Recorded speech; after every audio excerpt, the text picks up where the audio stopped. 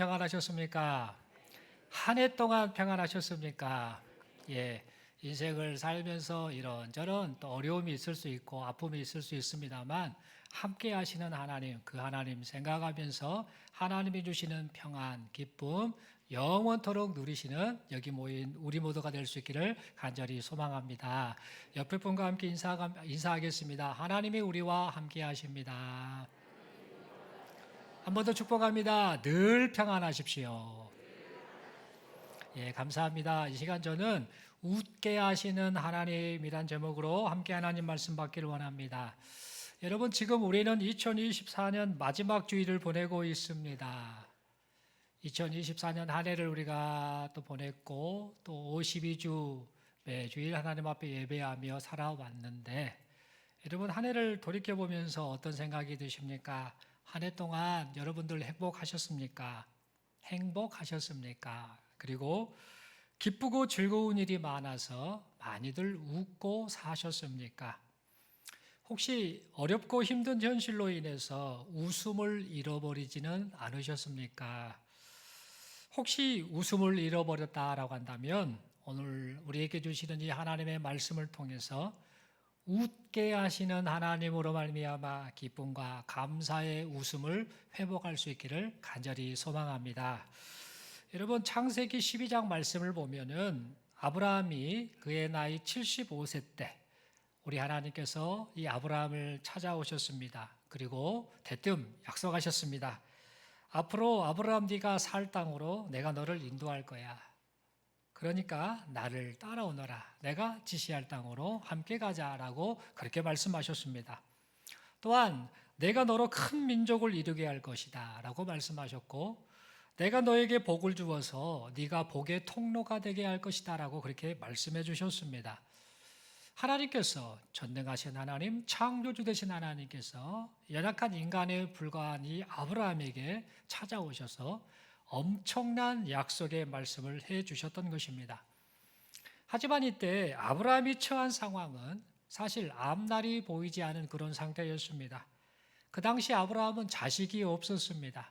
75세의 나이가 먹도록, 그의 아내는 10살 어린데 65세였죠. 그 나이가 먹도록 아직까지 자식이 없었습니다. 그래서 하나님께서 말씀하신 그 말씀대로 이 아브라함이 큰 민족의 조상이 된다라는 것은 사실상 실현 불가능한 일이었습니다. 또한 고향을 떠나 타 지역으로 이동을 해야 되지요. 내가 지시할 땅으로 가자라고 하셨으니까 고향을 떠나야 되지 않습니까? 그런 상황이기 때문에 타 지역에서 땅을 얻는다, 넓은 땅을 차지한다라는 것은 사실 쉽지 않은 일이었습니다. 그런데 하나님께서 말씀하셨지요. 아브라함을 찾아오셔서 땅과 자식과 복을 주시겠다라고 그렇게 약속을 하셨던 겁니다. 이때 이 아브라함은 사실 우상을 섬기는 집안에서 자랐고 우상을 섬기고 있는 사람이었기 때문에, 그래서 여호와 하나님에 대해서 잘 모르고 있는 상황이었기 때문에 어느 날 갑자기 찾아오신 이 하나님의 말씀을 듣고 참 많이 당황했을 것입니다. 그리고 고민과 갈등에 빠졌을 것입니다. 하지만 성경을 보니까 하나님께서 약속하신 이 약속의 말씀을 아브라함은 믿고 하나님의 말씀을 따라 순종하였습니다. 그러나 아브라함이 이 하나님의 약속이 실현되는 것을 경험하기까지는 참으로 많은 인내의 시간이 필요했습니다. 무엇보다도 하나님이 어떤 분이시고 또 하나님이 얼마나 약속에 신실하신 분인지를 깨닫고 그 하나님을 신뢰하기까지는 적지 않은 시간이 필요했었습니다. 여러분, 아브라함은 처음에는 하나님의 말씀을 따라 행동합니다. 오늘 말씀 보니까 앞에 부분 보니까 아브라함이 하나님의 말씀을 따라갔다라고 표현하는데, 이처럼 아브라함은 처음에는 하나님의 말씀을 따라 행동했습니다. 하지만 시간이 점점 지나면서 그 약속을 들었음에도 불구하고 그 약속이 그대로 실현되기까지 기다리는 시간이 계속해서 길어지자 아브라함은 하나님을 신뢰하지 못한 채 시행착오를 범하고 말았습니다. 여러분, 그 시행착오의 대표적인 사건이 바로 성급한 인간의 생각으로 아내 사라가 아닌 사라의 몸종 하갈이라는 이 여인을 통해서 이스마엘이라는 아들을 낳은 일입니다. 아브라함은 아내 사라를 통해 아들을 주시겠다라는 이 하나님의 약속을 믿고 기다렸지요. 그러나 약속이 이루어지는 시간이 계속해서 지체되자 점점 믿음이 흔들리고 말았던 것입니다. 그래서 하갈이라는 여인과 동침하여서 그의 나이 86세 때, 75세 때 하나님의 부름을 받고 하나님의 지시를 따라 이동을 하다가 10여 년이 지난 86세 때 이스마엘이라는 아들을 낳고 말았습니다. 그 결과 어떤 일이 발생했는가? 아브라함은 하나님의 침묵하심으로 인해 13년이라는 기간 동안 공허하고 답답한 시간을 보냈습니다.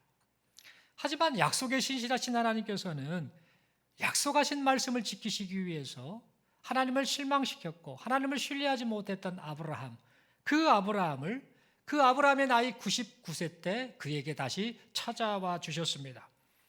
그리고 그에게 말씀하십니다. 하나님 앞에서 행하여 완전하라. 이 말씀을 하신 이후에 하나님께서는 아브라함의 후손에게 할례를 받아야 된다라는 명령을 내리셨습니다. 그리고 말씀하십니다. 아브라함의 나이 99세 때 내가 내년 이 시기에 아브라함의 아내 사라가 아들을 낳게 할 것이다. 그래서 그 아이의 이름을 웃음이라는 뜻을 가진 이삭이라고 명하라고 명령하셨습니다. 여러분, 이 말씀을 들었을 때 아브라함은 어떻게 반응한 줄 아십니까? 자신의 아내 사라가 아들을 낳을 것이다 라는 이 하나님의 말씀을 듣고 아브라함은 엎드리면서 웃어버렸습니다. 그리고 이 아브라함의 아내 사라 역시 그 일이 있은 이후에 자기를 찾아오셔서 아들을 낳게 할 거야. 내가 너에게 아들을 낳게 할 거야 라고 말씀하시는 하나님의 말씀을 듣고 이 사라 역시 속으로 웃어버렸습니다. 해서는 안 될 반응을 아브라함도 보였고 사라도 보였던 것이지요. 여러분, 그렇다면 아브라함과 사라가 웃었던 이유가 뭘까요? 그 이유는 당연한 사실이 있습니다. 뻔한 이야기가 있습니다. 무엇인가? 아브라함의 나이가 당시에 99세였기 때문입니다. 그리고 사라의 나이가 89세였기 때문입니다. 결국 매우 노쇠한 늙은이들이었기 때문에 자식을 낳는다는 것은 불가능한 상황이었던 겁니다. 그래서 아브라함과 사라는 그렇게 웃었던 것이지요. 그런데 여러분, 1년 후에 놀라운 일이 발생하고 맙니다.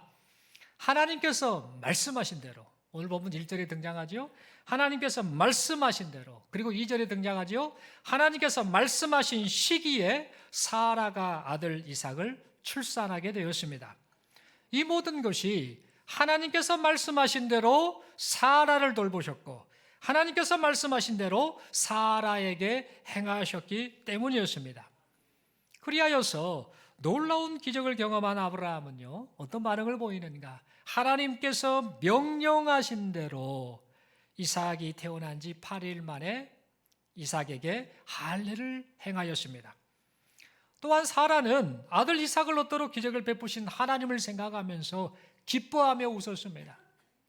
사실 하나님께서 내가 내년 이맘때에 네가 아들을 낳게 할 것이다 라고 말씀하셨을 때 그때는 이 사라는 그때도 속으로 웃었습니다만 그 웃음은 어떤 의미의 웃음이었는가? 불신의 웃음이었습니다. 말도 안 되는 말씀을 하시네 라고 하면서 불신의 웃음을 보였던 것이죠. 그런데 오늘 본문에 등장하는 내용에서의 웃음은 어떤 웃음인가? 이야, 하나님은 진짜 약속하신 바를 지키시는 하나님이시네라는 믿음의 웃음을 이 사라가 보였던 것입니다. 그리고 그 모습을 함께 보던 주변에 있는 사람들도 하나님이 위대하신 분이다라고 그렇게 생각하면서 그들 역시 함께 기쁨의 웃음을 웃었습니다. 여러분, 이 모든 일이 약속에 신실하신 하나님께서 약속을 이루어 주신 결과였습니다. 여러분, 우리는 아브라함과 사라가 아들 이삭을 등남하게 된 사건을 통해서 하나님의 약속에 신실하신, 하나님은 약속에 신실하신 분이심을 다시금 깨닫게 됩니다. 여러분, 하나님께서 아브라함을 찾아오셨을 때에 하나님께서는 말씀하셨죠. 아브라함에게 땅 주겠다, 자손 주겠다, 그리고 네가 복된 존재가 되게 하겠다라고 그렇게 약속하셨습니다. 그런데 여러분, 한번 생각해 보십시오. 어찌 보면 이 약속은 너무나도 허황된 약속처럼 보였습니다. 그런데 하나님께서는 약속하신 말씀을 그대로 지키셨지요. 하나님께서는 말씀하신 대로 아브라함과 그의 자손이 하나님이 지시하신 땅, 하나님이 인도하신 땅, 그 약속의 땅 가나안 땅에 정착하며 살게 해주셨습니다. 또한 그동안 자녀가 없었고 또 경수가 끊어져서 자녀를 전혀 낳을 수 없었던 사라에게 아들 이삭을 낳도록 해주셨습니다. 그리고 아브라함의 후손으로 오신 예수 그리스도, 그 예수 그리스도를 통해서 예수 그리스도를 믿는 여러 민족의 모든 사람들이 구원의 복을 받게 해주셨습니다. 그리하여서 하나님께서 말씀하신 대로 아브라함이 복의 통로가 되게 해주셨습니다. 여러분 생각해 보면 이 모든 것이 하나님께서 말씀하신, 하나님께서 약속하신 그대로 이루어졌던 것입니다. 여러분 그러므로 우리는 이 사실을 생각하면서 하나님은 약속에 신실하신 하나님이시구나, 그 약속을 반드시 지키시는구나, 약속하신 바를 시건하지 않으시고 반드시 이루시는 분이시구나라는 사실을 깨달아야겠습니다.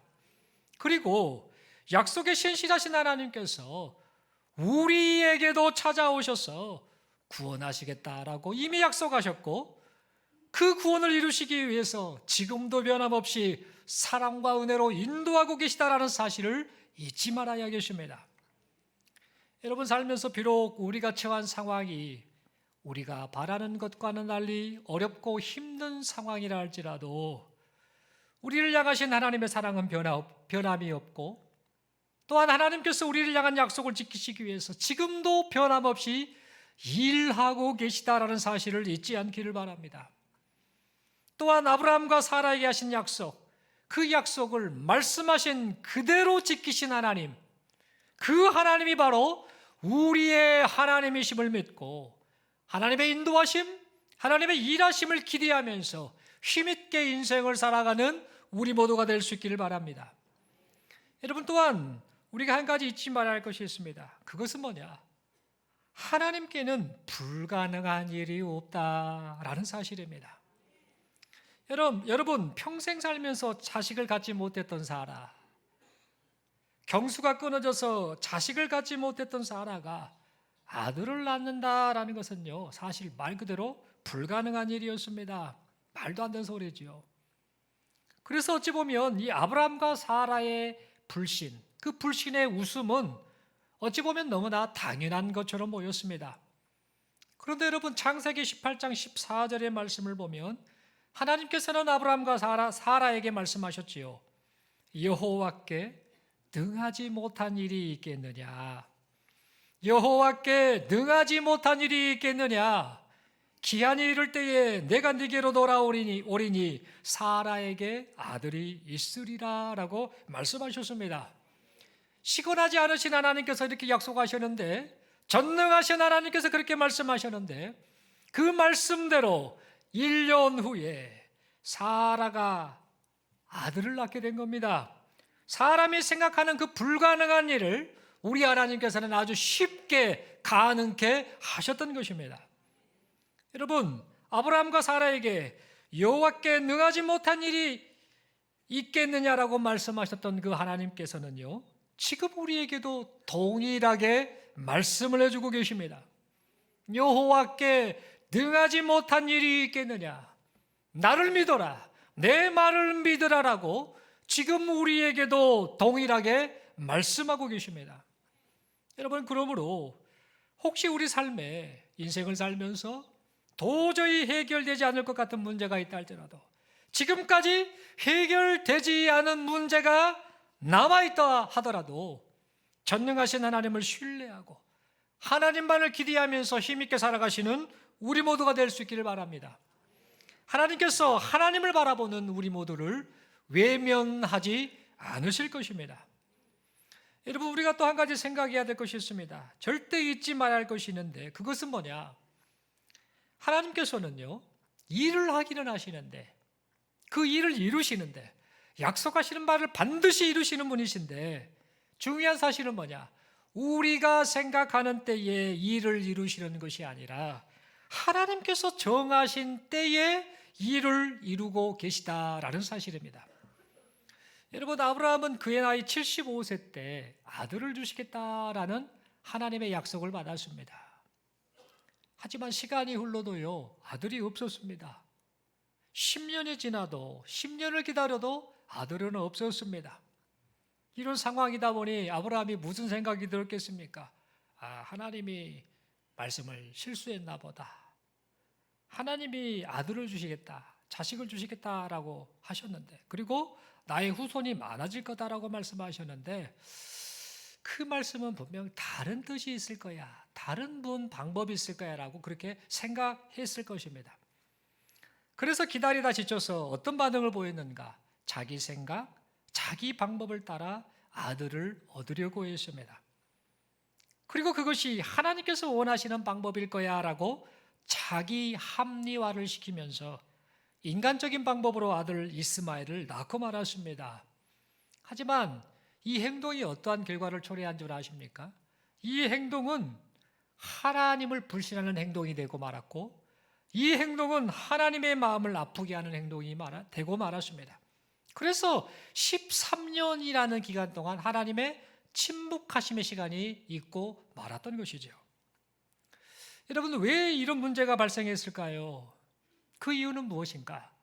아브라함은 자기가 원하는 때에, 지금 내가 원하는 그때에 하나님께서 일을 이루어 주시기를 바라고 있었기 때문입니다. 여러분, 그러나 우리는 잊지 말아야 합니다. 하나님의 생각은 아브라함의 생각과 달랐다라는 사실입니다. 하나님께서는 아브라함에게 아들을 주시겠다라고 처음으로 약속하신 그때부터 몇 년이 흐른 이후에 그 시기를 말했는가? 24년이 지난 후에 말씀하셨죠? 내가 내년 이 시기에 사라가 아들을 낳게 하겠다라고 구체적으로 그 시기를 밝혀 보여주셨음을 알게 됩니다. 그리고 오늘 본문 2절의 기록대로 하나님께서 말씀하신 시기가 되자 마침내 사라가 아들을 낳게 되었습니다. 여러분, 이처럼 하나님께서는요, 아브라함이 인간적인 방법으로 아무것도 할 수 없는 시간, 어떠한 가능성도 전혀 없는 시간, 다른 어떤 것도 기대할 수 없는 그 시간까지 기다리셨다가 아무 일도 하지 않은 채 그 시기를 기다리셨던 것입니다. 그리고 하나님께서 계획하신 때가 되었을 때에, 아브라함이 정한 때가 아니라 하나님이 정하신 때가 되었을 때에 비로소 약속하신 그 일을 이루어 가셨습니다. 여러분, 우리는 이 사실을 통해서 무엇을 깨닫게 되는가? 하나님께서는 지금도 우리를 위해서 일하고 계시는데, 그리고 이 세상을 향한 뜻을 이루고 계시는데, 그 모든 일을 하나님이 정하신 때에 이루고 계시다라는 사실입니다. 여러분, 우리는 한 해 동안 시간을 보내면서 많은 마음의 소원을 가지고 있었고 기도를 했을 것입니다. 그리고 하나님 어서 이루어 주옵소서라고 그렇게 간절히 바랬을 것입니다. 예를 들면 우리의 가족, 우리의 주변 사람들 중에 예수 믿지 않은 사람들이 많이 있지요. 그들을 생각하면서 저들이 구원받아야 되는데 저들을 구원하여 주옵소서라고 그렇게 인내하며 복음을 전하고 또 그들에게 사랑을 베풀며 그들을 위해서 기도했을 것입니다. 또한 인생의 문제가 있지요. 이런저런 인생의 문제가 있지요. 경제적인 어려움, 사업의 어려움, 직장 안에서의 어려움, 가정 안에서 이런저런 나타난 많은 문제로 인해서 고통하면서 하나님 구원해 주옵소서라고 그렇게 소원을 가지고 기도했을 것입니다. 또한 각자 마음의 소원을 가지고 한 해를 보냈을 것입니다. 그런데 중요한 것은 이것이 이루어지지 않는 그런 상황이 나타나다 보니 우리도 모르게 조급해지고 또 불안해하며 절망할 때가 있더라는 겁니다. 그런데 우리는 이 아브라함에게 행하신 하나님의 일하심을 보면서 우리가 잊지 말아야 할 것은 뭐냐?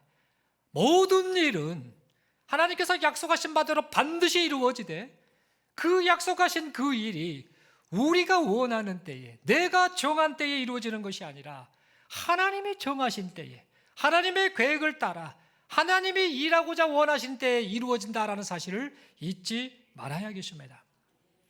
여러분, 광주에 제가 아주 가깝게 지내는 목사님이 한 분이 계시는데, 이 목사님은 이제 목회를 하면서 좀 아담한 교회 사이즈에서 성도님들과 행복한 목회를 하며 지내고 있습니다.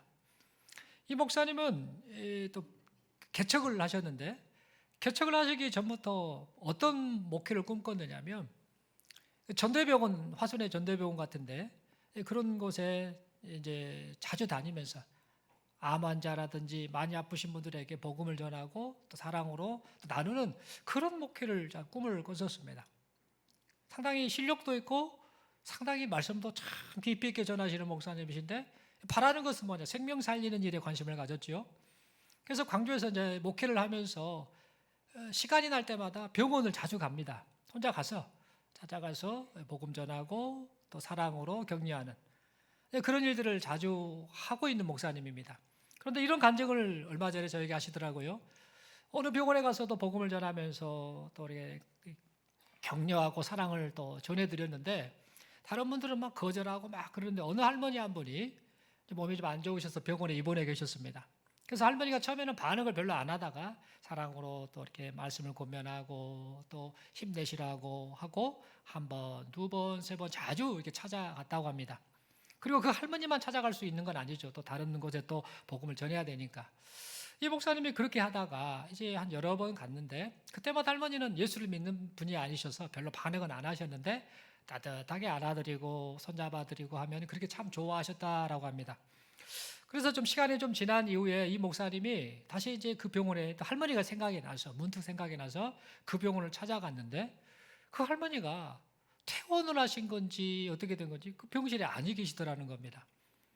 그래서 이 목사님이 할머니가 건강해지셨나 좋아지셨나 라고 생각하고는 그 담당 간호사나 관계자들에게 물었더니 할머니가 괜찮아지셨다가 갑자기 많이 상태가 안 좋아지셔서 다른 병원, 상급병원으로 이동을 하셨다라는 이야기를 들은 겁니다. 어느 병원으로 간지를 알 수가 없는 겁니다. 그래서 고민하다가 계속해서 부탁한 겁니다. 제가 목사인데 이래 돼서 할머니를 꼭 뵙고 싶다고 병문안도 하고 또 말씀도 또 권면하면서 위로해드리고 싶어서 하는데 좀 알려달라고 사정을 했나 봅니다. 그래서 그 할머니가 있는 병원을 이제 정보를 입수해서 간 겁니다. 고민을 했다고 합니다. 그 병원에 가서 갈 수 있을까? 들어갈 수 있을까? 어쩔까 하다가 그래도 마음이 계속해서 동한 겁니다. 그 할머니 꼭 뵈야 되겠다 하고 그 할머니를 찾아간 겁니다. 병원을. 그래서 병원을 갔는데 그 할머니가 이제 몸이 많이 안 좋은 상태로 위독한 상태, 안 좋아지신 겁니다. 그래서 관계자에게 사정을 했답니다. 제가 목사입니다. 그리고 그 할머니에게 꼭 오늘 뵙고 싶다고 사정해서 어차차 해가지고 허락을 받고 이제 그 할머니를 뵙게 됐다고 합니다. 그랬더니 그 할머니가 그 목사님을 보더니 바로 알아보면서 목사님 하면서 되게 반기더라는 겁니다. 그러면서 손을 잡고 이런저런 이야기 나누다가 복음을 전하는 것이죠. 그 전에도 복음을 전했지만 그냥 뭐 듣지 않으셨던 할머니가 그날만큼은 말씀을 쑥 빨아들이면서 받으시면서 기도까지 다 해드는데 아멘 하면서 정말 그 진심으로 신앙 고백을 하셨다고 합니다. 그리고 나서 얼마나 그 목사님이 좋았겠습니까? 그렇게 할머니 또 올게요 라고 했는데 그 할머니가 다음날 돌아가신 겁니다. 그래서 그 일을 겪고 마음이 아프기도 하고 그래도 이 할머니가 예수 믿고 정말 마지막 그 삶을 이제 신앙 고백으로 마치셨구나라고 생각하며 그런 생각을 했는데 이 목사님이 다음 날 이제 병원에서 또 근무하시고 여기저기 다니면서 봉사를 하시는 그 권사님 한 분을 또 만나게 됐다고 합니다. 근데 권사님하고 이런저런 이야기를 하는데 그 권사님이 그 오늘 어떤 할머니 한 분이 돌아가셨는데 제가 잘 아는 그 동생이 있는데 그 동생이 어느 교회 권사님이셔요. 근데 어머니가 예수를 믿지 않고 그렇게 평생을 기도하면서 어머니에게 복음을 전했지만 어머니가 거부하셨었는데 그래서 이 제 아는 동생이 권사님이 너무 마음을 괴로워합니다 라고 이야기를 하더라는 겁니다. 그래서 그 병원 이야기하면서 하다 보니까 이 목사님이 무슨 생각을 했는가? 그 할머니 제가 어제 뵀었습니다. 어제 뵙고 할머님과 함께 말씀 나누고 기도까지 해드리고 영접까지 했는데 그 할머니가 다음날 돌아가셨다고 하는데 알고 보니까 지금 권사님이 말씀하신 그 할머니시네요 라는 그런 일을 겪으면서 하시는 간증이 뭐냐? 하나님의 일하신 건 참 오묘하시다. 내가 일하고 싶은데 나를 통해 일하시지 않고 다른 방법으로 일하시고 내가 정한 때에 하나님이 일하시는 것이 아니라 하나님이 정하신 때에 오묘하신 방법으로 사람을 살리고 구원을 나타내시고 은혜를 베풀어 주신다라는 그런 간증을 하는 것을 최근에 제가 듣게 되었습니다. 여러분, 이 말씀을 왜 드리는 줄 아십니까? 우리 인생도 마찬가지입니다. 우리가 여러 가지 소원을 가지고 인생을 살고 있습니다만, 그리고 이 일들이 왜 이루어지지 않는가라고 하면서 괴로워하며 힘들어할 수 있습니다만, 잊지 마십시오. 하나님께서 지금도 우리를 돌보고 계시다는 사실, 지금도 우리를 인도하고 계시다는 사실, 지금도 하나님께서 일하고 계시다는 사실을 잊지 말고, 내가 원하는 때에 일이 이루어지지 않는다고 해서 조급하지 않기를 바랍니다. 내가 정한 시기에 내가 원하는 일이 이루어지기 위해서 하나님을 재촉하지 말고, 모든 것을 쥐고 계시는 하나님, 은혜 베풀어 주시는 하나님, 그 하나님을 생각하면서 믿음으로 반응하길 바랍니다. 하나님을 재촉하다가 하나님께서 왜 반응이 없으셔? 라고 하면서 임의로 내 생각, 내 판단, 내 욕심을 따라, 그래서 그 일을 그르치지 말고 하나님의 일하심을 기대하면서 하나님의 일하시는 때를 기다릴 줄 아는 여기 모인 우리 모두가 될 수 있길 바랍니다. 그리하여서 하나님께서 원하시는 때에 놀랍게 이루시는 일들을 경험하면서 하나님 감사합니다, 하나님 살아계십니다, 하나님 나의 하나님이십니다라고 그렇게 감사 고백하는 우리 모두가 될 수 있길 바랍니다. 여러분, 또한 우리가 정말 잊지 말아야 할 것이 있습니다. 그것은 뭔가? 하나님께서 우리에게 놀라우신 일을 베풀어 주셔서 그 일을 경험하게 되었을 때에 우리가 하나님 앞에 반응을 잘해야 된다는 겁니다. 무슨 말이냐? 야, 그렇게 힘들어서 기도해서 하나님이 도와주셔서 여기까지 왔어 라고 하면서 그 다음 반응이 뭐냐? 이제 됐다, 이제 살았다 라고 좋아하다가 마음의 간절함이 사라지고 마음이 교만해져서 하나님께서 명령하신 말씀을 저버리는 그런 어리석은 자가 되지 않기를 바랍니다.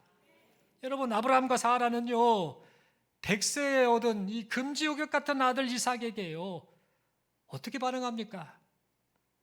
하나님께서 명령하신 대로 이삭을 낳은 지 8일 만에 할례를 행해버립니다. 여러분, 생각해 보십시오. 당시에 의료시설이 발달했겠습니까? 소독약이나 뭐가 있었겠습니까? 당시에 위생 상태가 좋았겠습니까? 좋지 않지요. 여러분, 할례를 행한다는 것은 남자 생식기에 포피를 매는 겁니다. 그래서 이 할례를 통해서 생명은 하나님께 있다, 너는 하나님의 구별된 백성이야, 죄짓지 말고 구별된 하나님의 백성으로 살아야 돼, 말씀대로 살아야 돼 라는 의미를 가진 것이 바로 할례인데, 이 할례를 하나님께서 행하라고 하셨던 겁니다. 그런데 여러분, 생각해 보십시오. 100세에 낳은 아들 이 이삭에게 하나님께서 할례를 행하라고 하셨는데, 할례를 행한다는 것은 뭡니까? 위생 상태가 좋지 않은 상황에서 할례를 행한다는 것은 어찌 보면 매우 위험한 행동이 될 수도 있었습니다. 그래서 100세에 이 이삭을 낳은 아브라함의 심정이 어떻겠습니까? 하나님, 이삭을 낳기 전에는 할례를 행하라 하셨으니까 할 수 있겠습니다만, 지금 어렵게 낳은 아들, 이 아들을 봤을 때 무슨 생각이 들까요? 그냥 넘어가지, 할례는 무슨 할례, 하나님 좀 봐주십시오 라고 그렇게 혹시 생각할 수도 있지 않았을까, 그런 생각을 해봅니다. 제가 만약에 그 입장이라면 저도 그런 고민을 하지 않았을까 생각합니다. 그런데 여러분, 아브라함은 하나님의 명령대로 할례를 행하고 있습니다. 그리고 사라 역시 반대하지 않았기 때문에 그 일이 가능했겠지요. 여러분, 무엇을 말합니까? 아브라함과 사라는 하나님의 은혜를 경험한 후에 어떻게 반응합니까? 하나님의 말씀에 더욱 순종하였음을 보게 된다라는 사실입니다. 여러분, 우리에게도 이런 모습이 있었으면 좋겠습니다. 하나님께서 우리를 지금도 돌보시고 인도하시고 은혜 베풀어 주심을 믿고 경험했다라고 한다면, 이전보다 더 언제나 변함없이 하나님의 말씀에 순종하며 살아가시는 여기 모인 우리 모두가 될 수 있기를 바랍니다. 약속에 신실하신 하나님께서 아브라함과 사라에게 약속을 지키신 것처럼 우리에게도 약속하신 바를 지키사 구원하여 주시고 구원을 이루어가고 계심을 우리가 믿는다라고 한다면, 이제는 더욱더 하나님 말씀대로 순종하겠습니다, 말씀 따라 살겠습니다라고 그렇게 신실한 믿음의 고백을 다하시는 여기 모인 우리 모두가 될 수 있기를 간절히 소망합니다. 여러분, 설교를 마무리하고자 합니다. 2024년 여러분 어떻게 보내셨습니까? 하늘을 되돌아보면서 얼마나 웃으셨습니까? 혹시 슬픔과 고난, 아픔 때문에 힘들어하지는 않으셨습니까? 여러분, 그렇다 할지라도 2024년 마지막 주일을 보내면서 힘들고 지친 일을 생각하지 말고 아직까지 내가 바라는 일들이 이루어지지 않았다고 해서 하나님을 향해 불신하는 마음을 갖지 말고 이제는 이 약속하신 하나님, 약속을 신실하게 지키시는 하나님, 전능하신 하나님, 하나님의 때에 그 일을 이루시는 그 하나님, 그 하나님을 기대하며 살아가시는 우리 모두가 될 수 있기를 바랍니다. 하나님께서 일하시는 때, 하나님께서 일하시는 때를 기대하면서 인내하며 오히려 기뻐하며 감사하며 살아가시는 우리 모두가 될 수 있기를 바랍니다. 영혼을 구원하는 일, 인생의 문제로 힘들어하는 그런 일들, 그것으로부터 구원받기 원하는 일들, 바라는 이 마음의 소원의 성취 등 모든 일을 하나님의 정하신 때에 하나님께서 이루고 계시다라는 사실을 믿으시기를 바랍니다.